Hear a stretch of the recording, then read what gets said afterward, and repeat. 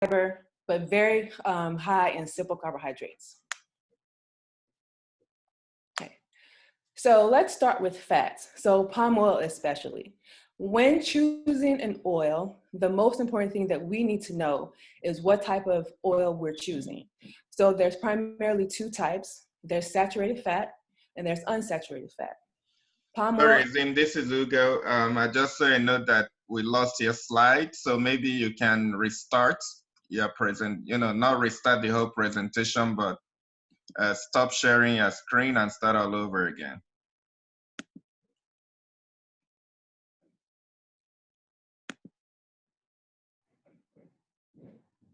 Okay.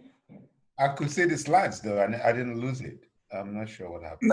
Ugo, I can see the slides. I don't know go ahead. Maybe the Okay. person's late. Okay, I'm sorry. Just go ahead. Yeah. Yeah, Ezim, you're okay. We can see you. Let me pull it back up.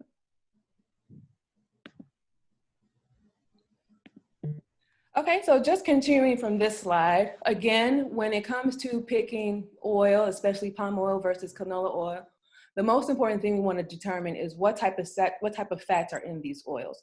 So there's primarily two types. There's saturated fat and unsaturated fats. So palm oil, for example, is a saturated fat. Saturated fat meaning solid at room temperature. So just think about adding palm oil to your food. Once you ingest the palm oil, that oil is going to return back to its solid state, which increases our chance for developing cholesterol and other cardiac issues. So again, any fat that is solid at room temperature is considered a saturated fat, okay? So the heart healthier fats are what we call unsaturated fats. There would be your canola oil or your olive oil. Unsaturated fatty acids are two types. There's polyunsaturated and monounsaturated. We don't really need to worry about how much of one is versus the other. As long as we're picking an oil that's very high in unsaturated fatty acids, we should be fine. Unsaturated fats contain essential fatty acids. And what that means is these are fatty acids that we need to take in from the food that we eat, only because our body is not able to process them. So again, we want to look at oils that come from plant-based sources. These oils also help to lower cholesterol. So they will lower the LDL, what we consider to be the dangerous cholesterol, and then increase the HDL. Okay. So that we know, now that we know the difference between a saturated fat and an unsaturated fat, I have on the screen here comparing 1 cup of palm oil versus 1 cup of coconut oil. So typically I get questions about, well, can I substitute my coconut oil for palm oil? And as you see on the screen, comparison-wise, they're pretty much the same.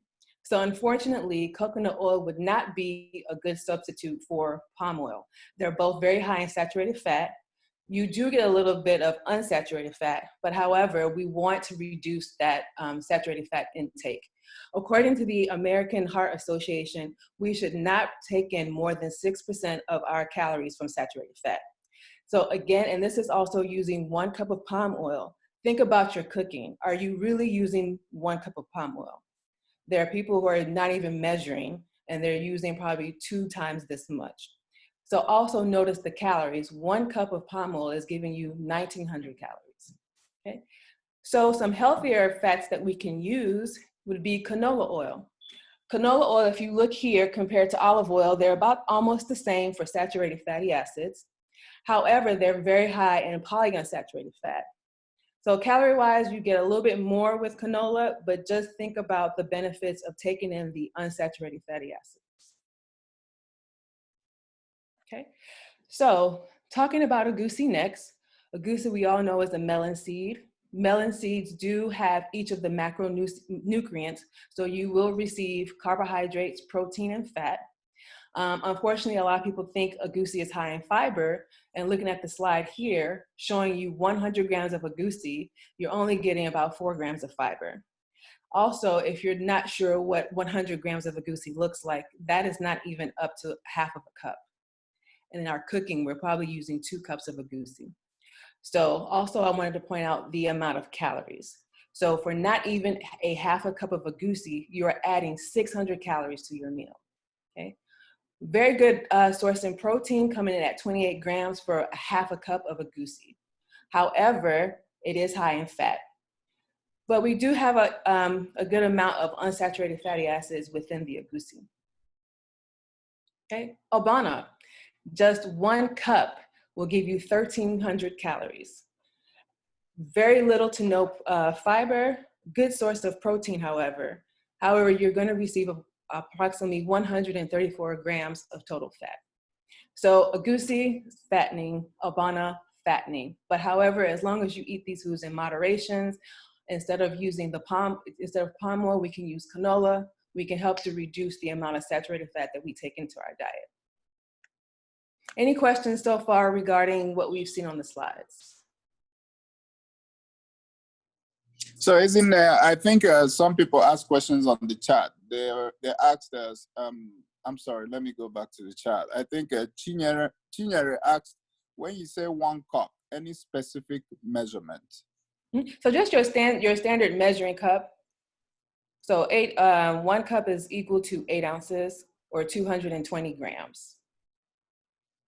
So to us, Nigeria, we don't know what ounces means. Are you talking about, have you seen peak milk? Peak milk or the tomato, you know, measurement? Or are you talking about a big cup of like, you know, the peak milk, the small milk? I'm not familiar with the peak milk. Maybe we could compare it to a coffee mug. A coffee mug is about 6 ounces. So 6 to 8 ounces will still give you 1 cup. I have a question, Okay. though. Okay. Sorry, go ahead. It's Williams. Hi, everyone. Hello. So my question is this: you listed out all these components of these foods, right?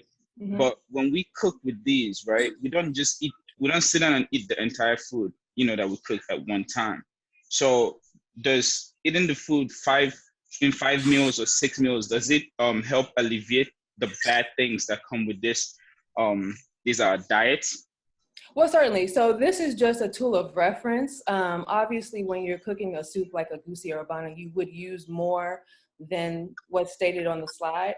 But this is just to give you an eyeball figure of how many calories you're taking in from the agusi or the abana. So if you're someone who's eating maybe a goosey soup 2 times a week, 2 to 3 times a week, that's fine.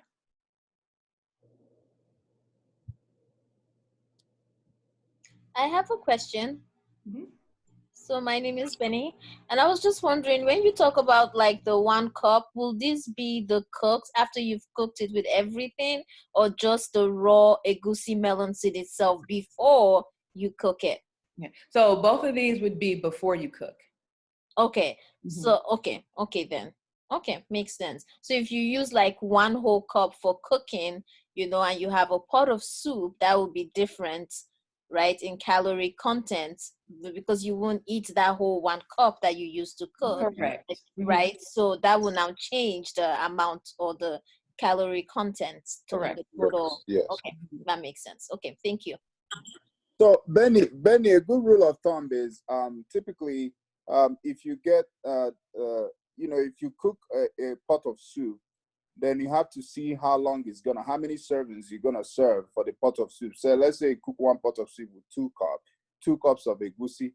Then that means that if you serve it to 10 people, you are getting about 5 or 10% of the calorie content of that egusi. But you still have to remember you're putting in the meat, the oil, and all the other high calorie ingredients there. Okay, yeah, that makes sense. So a good equivalent then will be that if you use 1 cup of egusi to cook, and if you add your other proteins and your palm oil and everything, a good eyeball would be like to use like 1/4 of a cup per serving of that whole pot that you make. Yeah, you can do that. Right. So like 1/4 cup. Okay. Mm-hmm. In your actual eating. Okay, makes sense then. Thank you. So with the next slide, we'll talk about sodium. So the American Heart Association recommends that we take in no more than 2,300 milligrams of sodium, which is equivalent to 1 teaspoon of salt. So referencing a goosey soup, you're boiling the meat, you're adding salt, you're adding Maggi, you're adding Nor, or whatever other seasoning cube that you want to add to the food. The meat is now ready, so now you go ahead and you start adding your goosey, your crayfish, and your other ingredients. You taste it, it's like, let me add a little bit of more Maggi or Nor. So just by doing that alone, you've already exceeded the recommended diet guidelines for sodium. Foods do not have to taste salty in order to be high in sodium. So let's take a look at 1 extra large Nor cube. So depending on the type of Nor seasoning you get, so beef versus chicken versus vegetable, just 1 extra large Nor cube is going to give you almost 3,000 milligrams of sodium from the beef, 2,500 milligrams from chicken. So let's not try a healthier option and just either use the vegetable, which is coming in at 1,600, or just leave it all out the soup. We can find other ways to flavor the soup. We can use powders, onion powder, garlic powder, fresh garlic, fresh ginger. Those would be some better alternatives than to use the Nor cube. Any questions regarding the Nor? So, for people that weren't seeing the numbers, what she's trying to say is that 1 cube of Nor cube is already exceeding the daily requirements of our salt intake. So about 80% of African American men will end up with hypertension. So this is like, now Nor cube is nothing. So imagine most of us, like I eat salt a lot, and a lot of men in my family does. So you put 2 Nor cube, you've already exceeded your daily requirement by double, then you're already putting in more salt. So what she's trying to say is that if you can avoid Nor cube or Maggi cube, by all means you should, because it's very high in salt. I have a question. Yes. This is Nena. I was wondering, what are your thoughts on using sea salt as an alternative? That's a great question. Sea salt, you don't get as much sodium as you do from regular table salt. So I would have to get the exact numbers of how many milligrams of sodium you would get, but that's also a good alternative. However, people do tend to use more because they feel like they can't get the salt taste that they're looking for. Thank you. And maybe the sea salt doesn't have iodine as well. So that's another thing to think about, I guess. I don't know. Yeah, oh, someone just asked a question I was gonna ask about the pink Himalayan sea salt. I do use that in salads, so I was just wondering if that's also okay, because now I just use iodized salt for actual like cooking, but then when I have like salads, or if I'm having like an egg or something, I usually use like either the Himalayan pink salt or just like your regular sea salt. So the Himalayan would be equivalent to about the same as the sea salt. I don't know, are you like using a teaspoon, or are you just kind of sprinkling it on your? Yeah, usually it's like a pinch or like 1/8 of a teaspoon. So Okay. very tiny. Yeah, that's fine. And another thing is that you don't really need a lot of iodine to make up for your daily iodine supplement. You need probably like micrograms. So just probably 2 teaspoons of salt for a week is enough to supplement your iodine for the whole month. So there's no problem getting the Himalayan salt without the iodine, because there are other sources of iodine from other food sources that you eat and you just don't know that you're getting it.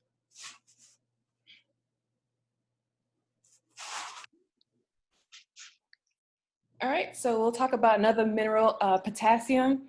Potassium is similar to sodium, meaning that they both help with fluid balance in the body.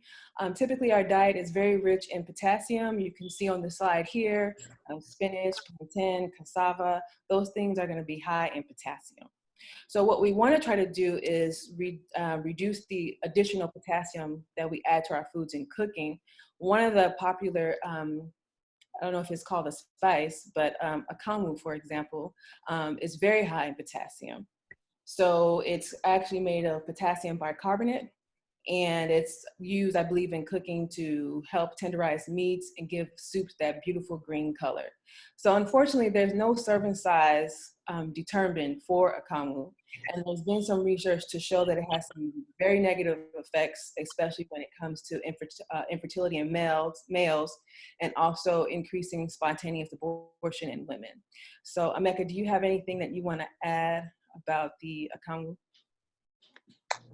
So, there are some studies that akamu contains a high amount of some carcinogenic salts. There are some studies that say that that's not true, but it's not something we use in the, in the West. But to the best of my knowledge, it has a high amount of potassium. And, the way we use it in Sisa and Ncha, could be dangerous for the heart level, especially some people that have heart disease. But a little bit of everything in moderation is not too bad. But if you're eating ncha and sisa every day, then it's probably not a good thing to use every day. So Emeka, does this mean that we should stay away from Ezeoke and all these delicacies that we have in Igbo culture? No, Yeah. I'm not saying that, but like I said, everything in moderation. The best way to say it is that if you check, what I always recommend to my patients is every 6 months get your labs, make sure you're not going into toxicity, and then be careful of what you consume. But I'm not saying that. I'm just saying moderation, probably once or twice a month is not too bad. But the lake salt contains a high amount of potassium that could be toxic to the heart. A whoop a month is okay. I could do that.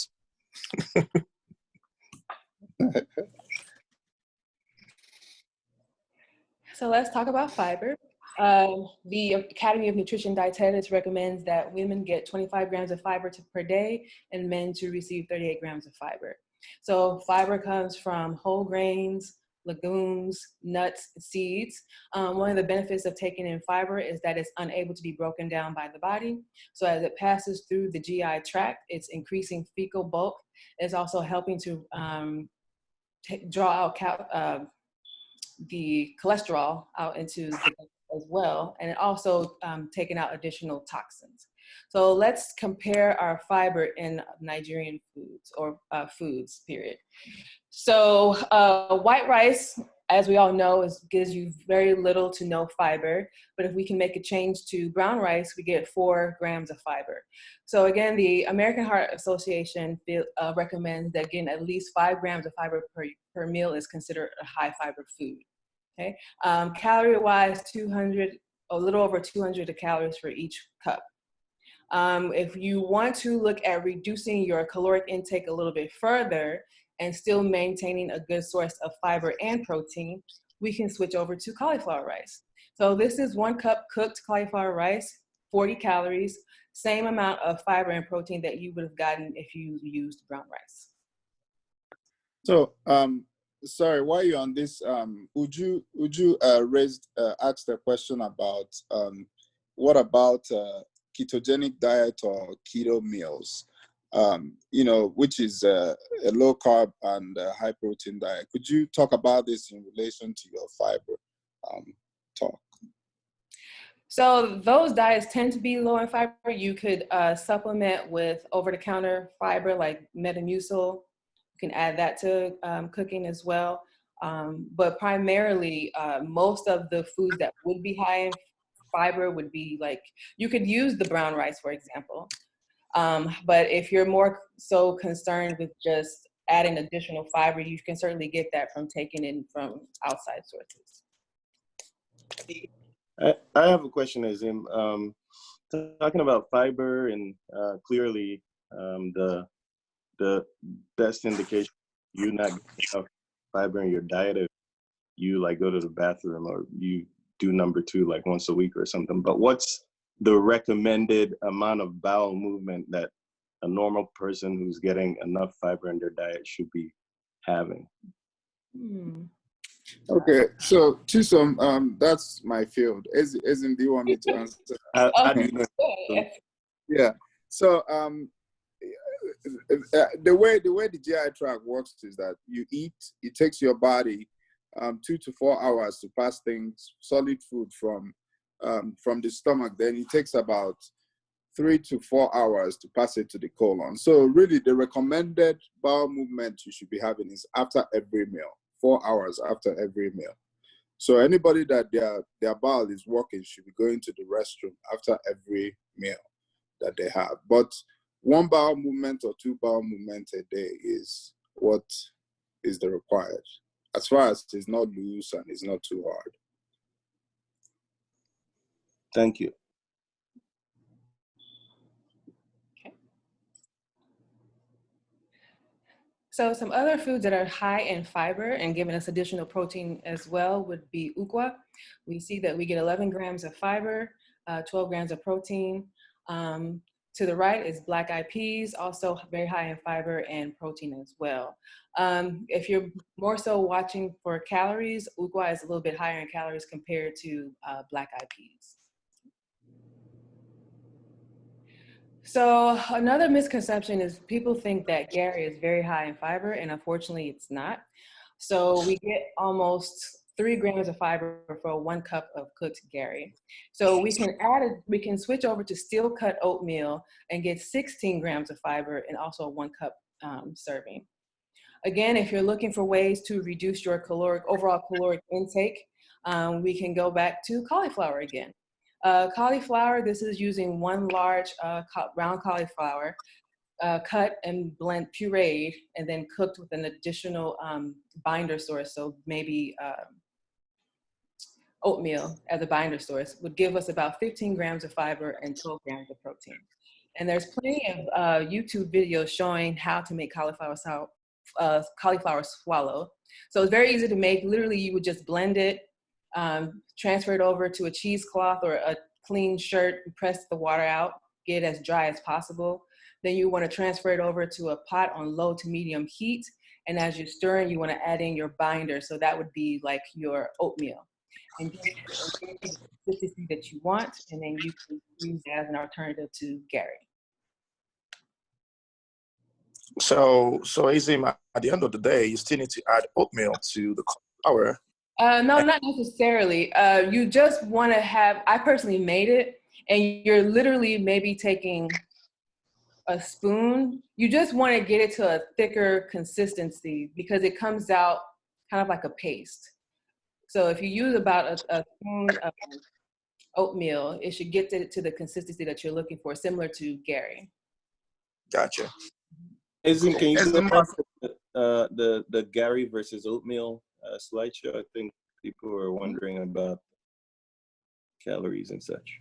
So oatmeal has more calories than Gary. And that is because the brand is left intact on the oat. So if you compare steel cut oatmeal to regular instant Quaker oats, it would be a lot lower in calorie because the bran is what provides the additional calories from fat. Gotcha, thank you. So how much calories is in oatmeal? Sorry, I missed it. Okay, it's more 600 versus 400. 1 cup, 600 calories. Okay.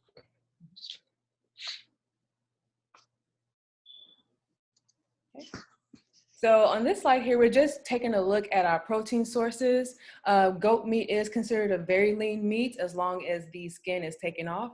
One of the questions that I get is, why do I have to remove the skin from goat meat? And that's simply because you just want to lower the caloric intake, but you're certainly can feel free to leave the goat meat skin intact. But on this slide here, I'm showing you 3 ounces of cooked goat meat without the skin. So again, if you're looking for another alternative to help lower the overall caloric intake, shake is always a good option. 3 ounces will give you 80 calories. However, it is not as high in protein compared to the goat meat or the beef. So for those of you who like to enjoy malt, maybe you just finished making that wonderful egusi soup, so now you're gonna grab some malt to go with it. Just letting you know that one 12-ounce bottle of malt is 220 calories, which is equivalent to you eating a 4-piece nugget from McDonald's. So you're just adding additional calories to your meal. So let's look at some changes that we can make. On the left-hand side of the screen, I have my Egusi 5.0. This is the way my mom made it in the village with palm oil. You have your Egusi soup, beef. You're gonna have it with Gary and that nice Vita malt beverage. And then I have Egusi Light made with olive oil. We're using shaki instead of the beef. We're using cauliflower swallow. And then we have a big significant difference in the amount of calories. Let's look at Abano 5.0 compared to Abano Light. So again, making those changes, replacing palm oil with olive oil, maybe just eating the shaki instead of beef. We can see that we've already cut a little over 600 calories. And this is the calories based on what you've seen in the previous slides. So we'll talk about alcohol. Alcohol is what we consider an empty calorie. Basically what that means, it is something that provides you a lot of calories with little to no nutrients. Alcohol is considered a toxin because our body has nowhere for it to store it. Our bodies are able to store carbohydrates, proteins, and fats. We're unable to store alcohol. So as soon as you consume alcohol, within minutes, your bloodstream, 20% of the alcohol has already hit your bloodstream. It inhibits the absorption of nutrients. So if you're drinking alcohol with a meal, your body is not absorbing the nutrients from the carbohydrates, protein, and fat. It's considered an appetite stimulant. So again, you're going to be taking in additional calories as you're drinking, and it provides 7 calories per gram. So Emeka, did you want to add anything to the alcohol? Or like what you see with your patients maybe? Hi, Ezim. So on that note, I think it's been recommended that people do take table wine, which contains alcohol, with their food. But that doesn't really agree with, the fact that alcohol inhibits absorption of nutrients. So I'm just trying to align those two recommendations from you guys. I'm sorry, I didn't catch your question. Yeah, I'm just trying to get the sense of, the recommendation that we hear sometimes that having table wine with your food is good. Is So that correct? Yeah, so that doesn't come, that's really from the antioxidants, I guess, depending on the grapes that are used to make the wine. However, you're still going to get 7 calories per gram. So a glass of wine would be 5 ounces per serving. So you would still get you may get a little bit of a benefit, meaning the antioxidants from the sugar or the grapes that are used to make the wine.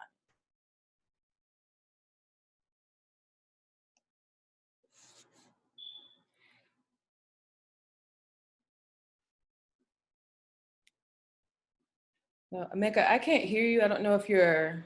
Oh, I'm sorry. Yes. Sorry. I was saying that based on the recommendations from the American Heart Association and American College of Gastroenterology, the only alcohol recommend is red wine. The reason is because red wine has antioxidants and it has a form of cholesterol that's good and readily absorbed by the body called the levonorgestrel. But there's limits to it. For women, it's below 5 glasses a week. And it's not the big, is the moderate glasses, like she said. And for men, it's below 7 glasses a week. We don't recommend beer because those are based on barley and wheat. And those are not readily absorbable. They can cause people to have bloating. They can cause liver cirrhosis and digestive issues. We don't recommend shots of liquor because those are also whiskey and, they're heavily distilled. But the best we recommend is red wine, but it's just 5 to 7 glasses a week. Beyond that is alcohol toxicity. I have a question. What about like the hard ciders? So like the apple cider, for example. Still an alcoholic beverage, yeah. So the calories, you would still get some alcohol within that. I don't know if I have a slide. I don't have a slide, but usually those ciders will still give you almost 200 calories overall. It would still be high in carbohydrate. Okay, thank you. Speaking on alcohol, Emeka, you said Yes. 5 glasses for women recommended per week and 7 for men. Yes. Is it one size fits all, or does the body size matter in any sense? Yes, one size fits all. One size fits all because everybody's digestive tract is the same unless you're 7 foot tall. So, you know, your colon is about 10 to 12 feet long. Your small bowel is about 15 to 20 feet long. So unless you're Shaquille O'Neal, you know, then you're probably going to have a long colon. But the problem is how long is it going to take to absorb? And then how much antioxidants you're pouring into your body that can cause damage to your liver, your heart, and your brain. So but it's one size fits all, yes. Okay. And Ezim, I have a question for you. In most of your measurements, you use 1 cup as a reference. Yes. So what does 1 cup mean? Is it in terms of milliliters or liters? What volume is exactly 1 cup? So 1 cup referenced here is equivalent to 8 ounces, or if you measure in grams, is 220 grams. So just a standard cup of coffee would give you almost about a cup. Okay. Okay, so I'm Thank getting you. the text. Sorry, guys. Sorry for cutting you off. I'm getting the text questions. People that are sending the text questions, we'll wait till after her presentation, then we'll go through it line by line, if that's okay with you guys. So we'll get to the text questions first, and then after we answer them, we go to people asking verbal questions. Go ahead. Okay, well, Sorry, Ezim. actually, we're just wrapping up anyway. This is just showing you a point of reference for what a serving size of alcohol would be. So, so for a shot of Hennessy, it's 1.5 ounces. Typically, no one's measuring. We're just pouring the alcohol into our Coke. So just a point of reference, 1 shot of Hennessy is equal to 1.5 ounces. Guinness Extra Stout, a serving would be 12 ounces, which would give you 176 calories. So basically, I just want you all to take away from this that everything that you eat or drink matters, and just to be aware of what you're consuming. Try to stay away from saturated fats and move over to unsaturated fatty acids. Think about how much Nor you're using in your cooking so we can help reduce the amount of sodium that we add to our foods. And that's it. Hello? Okay. Yes. Yes, Hello? we can hear you. Okay, this is Gideon from Indianapolis. I was wondering how much palm oil is moderate, and what role does exercise play when you drink wine and other alcohol? What amount of palm oil is? I didn't catch It's the like moderate. It's like ideal, yeah, moderate to use. So I would tell you the serving size of any oil is going to be 1 tablespoon. So that would be your calories pretty much for the day, because according to the American Heart Association, you want to limit your calories from fat to be, you want it to be 6% of your total intake. So unfortunately, with cooking in Nigerian foods, we're unable to determine how much we're getting. And it also depends on how much the person is adding in their cooking. But ideally, 1 tablespoon would be a serving of palm oil. Okay, and what are the adverse effects of like when you go over 1 tablespoon of palm oil? The adverse effects happen over time. It's not a overnight you'll wake up with heart disease. So this would be somebody consuming a diet high in saturated fat over a period of months, maybe even years. So it's just imperative that you go and you get your cholesterol checked. The day before you get it checked, you want to fast before you have them checked, so to make sure that the levels that you're getting, the results that you're getting are actually accurate. And Mecca, I don't know if you wanted to add anything to that. Yeah, so Ezima is a dietitian, so she knows everything about the measurements and stuff. But one good thing to do is palm oil is actually an oxidant, a pro-oxidant. So it damages the vessels of the heart. It damages the vessels of this digestive tract. So one good thing to do is, if you do something pro-oxidant, you counter it with something antioxidant. So what some women I see do is they add they add tomato oil. They make their stew and they make their soup with tomato instead of a lot of palm oil. So tomato is an excellent source of antioxidant that actually counteracts what the oil is doing. Okay. Also, one quick question: does exercise tilt the scale to your favor in all this stuff? Oh yeah, of course. The guidelines are at least 30 minutes of vigorous activity for a day. That's for the minimum guidelines, just to maintain weight. If you're looking to lose weight, then you want to increase that to 1 hour per day. Okay, so it looks like you guys are bashing palm oil, which is like an existential issue for Igbo people. So palm oil is not good for you, and your taste buds are cultivated for palm oil. So now what? Sorry, Ezim, please, I'm not trying to cut anybody short. Let's hold on the question. I wanted to answer the people that have been asking via the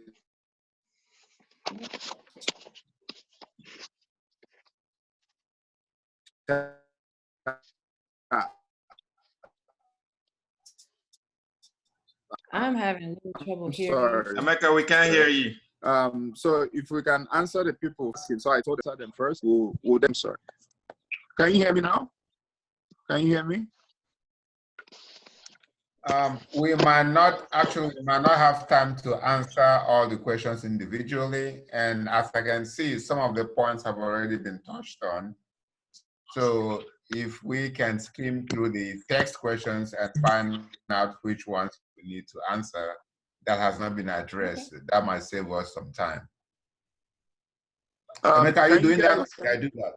Yeah, yes, I'll do them. Can you guys hear me? Okay. Sorry. Yes, we can hear you. Okay. So to wrap up Ezim's presentation, I have some insights on some food that we consume on the regular that some people do not know that are dangerous. So things like suya. And some people are gonna probably not like these facts, but suya is actually have been proven to cause increase in gastric and colon cancer for two reasons. The kirishi that they used to make the suya is infected with a lot of mold. The way they store it, the way they make it, the way they season it, it has a lot of what is called aflatoxins. They are the things that cause stomach cancer and then colon cancer in a lot of, there's been found a high incidence of colon cancer in Hausa people in the north, okay? Because their food are mostly stored in very wet, moldy conditions, okay? And then the suya that we make, as soon as you start frying something in very extreme temperature, you degrade the antioxidants in the meat, and then they become carcinogenic. So we should try and limit the amount of suya we eat. Another thing is groundnuts. The fried groundnuts we get from the north, they're also infected heavily with those aflatoxins. And as soon as you fry them, they become even more carcinogenic.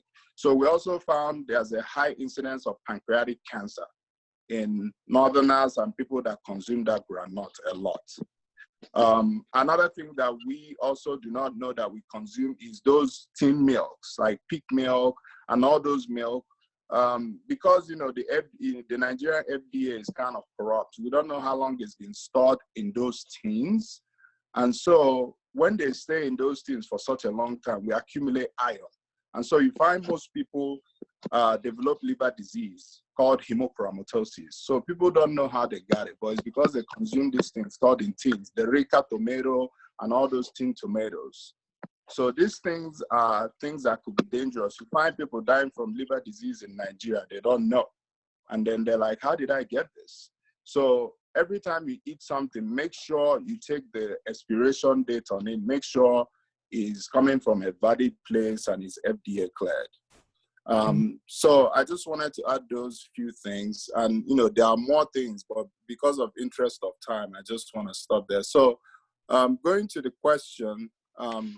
Let me just say, Emeka, quickly, we have time. It's 8:52. We sometimes can go through 10. So we'll take questions for as long as there are questions. About 9:45 or so, we can look at rounding up, unless people are tired. I have a question. Can I ask the test questions first, if you don't mind? I'll just take like 5 or 10, and then we'll get to that. Okay. All right. Thank you. So somebody, Ugo asked, Mama versus Shaki, which one is better? Do they have cholesterol or saturated fat? No. So basically, well, Pomo, which is the skin, is gonna have a little bit of protein and a little bit of fat. It'll be what I would consider low to moderate in fat and protein. Okay. Can I ask a question, please? My name is called Ezeoke. Ezeoke from Dalton, Georgia. I had mention of cauliflower rice. What is cauliflower rice? So cauliflower rice is just simply cauliflower, fresh cauliflower that has been put in a blender. You don't want to blend it too smoothly. You're just going to hit the grate button a few times just to get to consistency of rice. And then it takes very little to cook it. So you would just transfer it over to either a saucepan or a pot and steam it for about 5-10 minutes, and then it should be done. It's also lower in calories. So again, 1 cup will give you about 20 calories, and also high fiber. And Ezim, I have a visual aid. I think that it's sold at the store. Yep. So you don't even have to prep it. It's just sold like that.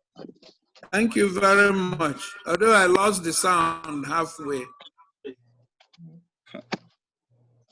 So Ezim, somebody asked, what's your take on diet soda? Mm-hmm. So diet soda is, well, depending on which type you get, most of them are made with aspartame, which if you have a metabolic deficiency called PKU, you would want to stay away from. Also, some studies have linked aspartame to causing cancer in rats.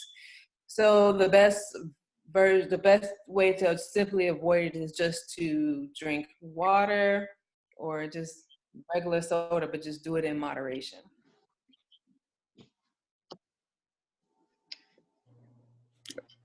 Okay, Ugo, can I ask a question?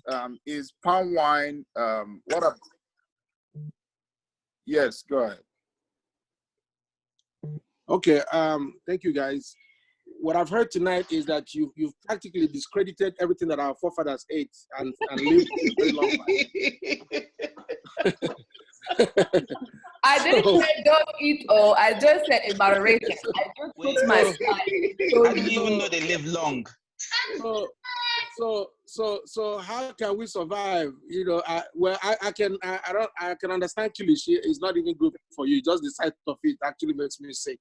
But when I hear granuts,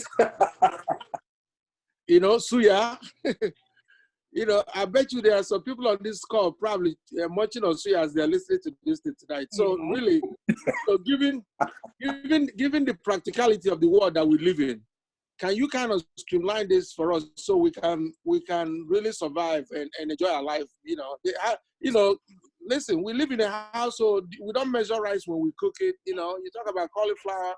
You know, when you have a household of 5, 6, you know, how do you how do you tailor this thing to fit a typical African family?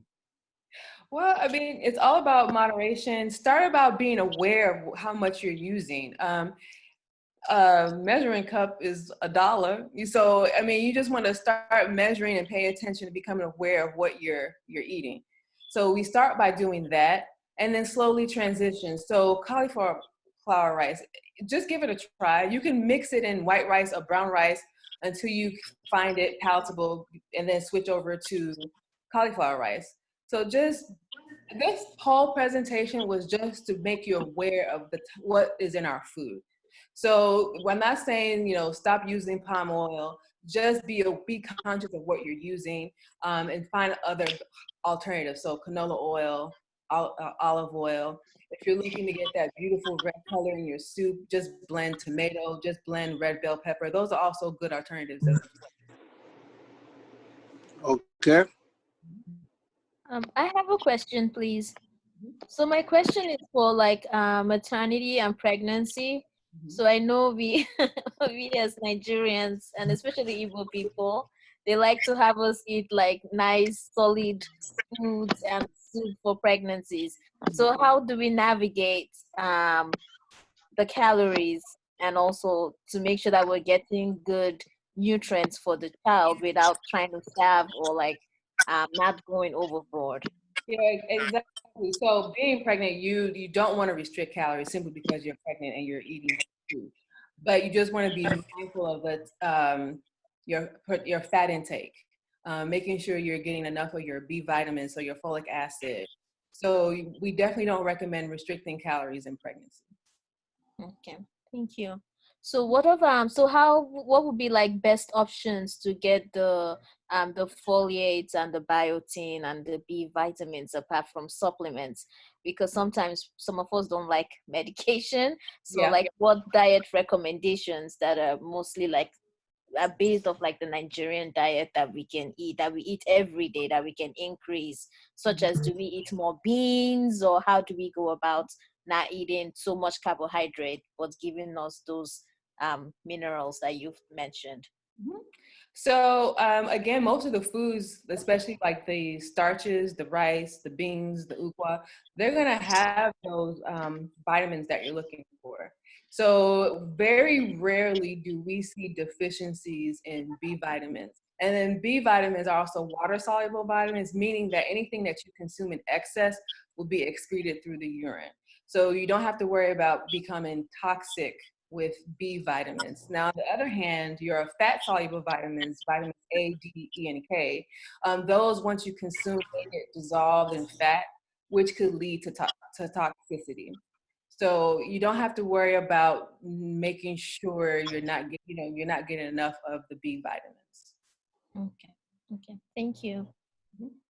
Oh, I have one more question. So going back to what Emeka said about the suya and granuts. So if you're able to like get the raw granuts yourself and like fry it at home, does that circumvent that issues about the toxins, or do you still have the toxins just because of the preparation method, which is frying and using sand and exposure to high heat? Yes, so I go ahead, Ezim. Oh no, it's just okay. Go ahead. The actual the toxins are actually it starts from the soil where they grow it, and then goes on to the storage farm where they store it in the silos and the drums. It is the humid weather that makes the aflatoxins get even more proliferated.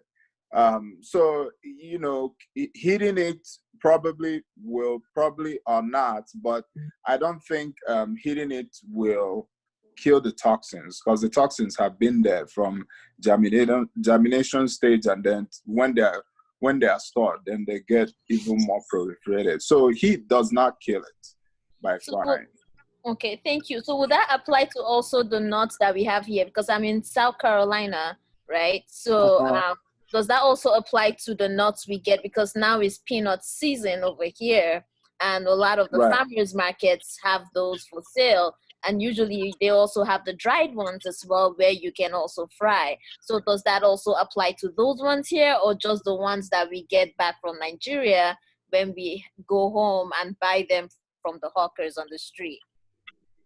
Right. So the study I'm referring to was a study done by a team from UC Irvine. They found out that a lot of Nigerians coming from Nigeria have a high risk of high prevalence of pancreatic cancer. So then they started going into it, and then they sent a team to northern Nigeria to do a study. And the same team also went to China. So they found that they had the same toxins in the Chinese peanuts as the same ones in Nigeria. And you know, in China, there's also a high prevalence of pancreatic cancer. So they did the study here, and they found that peanuts grown in the US did not do the same. So it could be the soil and the way they store it over there. You know, back home, we don't have more advanced ways of storing things. Okay. And then also for the suya as well. So with the suya, if you're able to dry the meat at home with like a food dryer, like a process, the name is escaping, a desiccator, I think. It's escaping my mind at the moment. But if you make the suya at home and do the rub yourself, are you still at that risk of having those carcinogenics, or just the ones that you buy from the hawkers on the streets and the ones? Yes. Okay. Yeah. Yes. The one you buy. So please, all right. So you know, for the panelists, you know, I think at this time I want to make sure that we get to everybody's question, at least as much as we can. So if everybody can, if we can all please just go quickly through the questions that are in the chats. And then after that, we'll open it up for those that want to come on the phone. So Ezim and Emeka, if you guys can just skim through all the questions that have been in the chat, and then after that, I will unmute I won't unmute, but you know, people can unmute themselves to ask questions.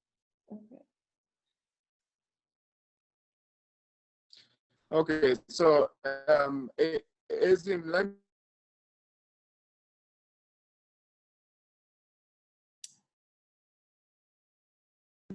From fermentation. Can you hear me? I can hear you now. Okay. I saw a question about ketogenic diet. Would I recommend it? Me personally, no, I would not. Only because with the ketogenic diet, you're putting your body into what we call ketosis, which is an inefficient energy source for the brain to use. So again, earlier in the slide, I showed that carbohydrates was a better energy source for our brain. So ketosis, once your body goes into ketosis, that is the brain's primary source of fuel, which again can't be used very well. So you may experience symptoms of grogginess, not being able to focus or think, and that's simply because your body's using the ketones instead of using carbohydrates. So if it's something that you want to try, certainly feel free to try it. But after people report after doing it long term, which would be a month or more, they start to feel those side effects, and they just go back to doing a low carb and high protein, low fat diet. So which do you recommend? Sorry, I asked the ketogenic diet question. Okay. Ketogenic diet versus a low fat, high protein diet. This is Uju. Thank you, Ezim and Dr. Ezeoke. So what's my preference between the ketogenic and high protein? Yes. Yep. Definitely I would prefer high protein over the ketogenic diet, being that with the ketogenic diet, it's restricting any and all carbohydrates. At least with high protein, it's allowing some carbohydrate intake. Okay, thank you so much. Thank you. Okay. So Ansia asked about taking hard liquor like Hennessy during a cold. Is it safe? Well, the alcohol just helps you to, it makes you drowsy. So I would say it's safe. I mean, it's not something that you would do throughout the course of the cold, maybe the first 1 or 2 days of the cold. And then after that, just use your over-the-counter medicine. The premise behind that is because of the alcohol intake. So most of these cold medicines have about 14% alcohol anyway. So it's kind of doing the same thing as a over-the-counter cold medicine would do. Okay. Someone asked, what about akara? I'm sorry? What's your take about akara? Akara is bean balls made from palm oil and beans. Mm-hmm. Certainly. They still will you still will get that same source of protein and fiber that we saw on the slide previously. However, you're adding additional calories to it because you're frying it. So can try to find healthier alternatives, maybe using a muffin pan and baking them. I don't know how good that would taste, but that would help reduce the caloric intake by baking versus frying. Okay. Someone asked, what kind of Nigerian food irritated diagnosis of gastritis? So this is a question I get from African Americans, Latinos, and of course, Africans. The misconception is that spicy food causes gastric ulcer. That is very, very wrong. Unless you're eating like pepper that has there's something called voltaic unit, means the kind of pepper you just drop on paper and it'll burn through the paper. Then definitely that will cause you to have an ulcer. But there's no food that really causes gastritis. The main things that cause gastritis are alcohol, cigarette smoking, maybe high espresso coffee with caffeine, and then probably, taking like ibuprofen, Motrin, and doing cocaine. But most food are pretty much safe as long as you're not consuming it in high quantity, because the gastritis comes from if you eat and you get, you overeat and the food stays in your stomach, then of course it's foreign to your stomach, then it's gonna cause gastritis, but it's not gonna cause an ulcer. So most food do not cause ulcer. The only thing that might cause ulcer is like things that I mentioned before, things like with high aflatoxins and high carcinogenic, like those suyas and those peanuts that are fried that have those, and of course Chinese rice. Chinese rice causes stomach cancer. So those can cause gastritis that later go on to become stomach cancer.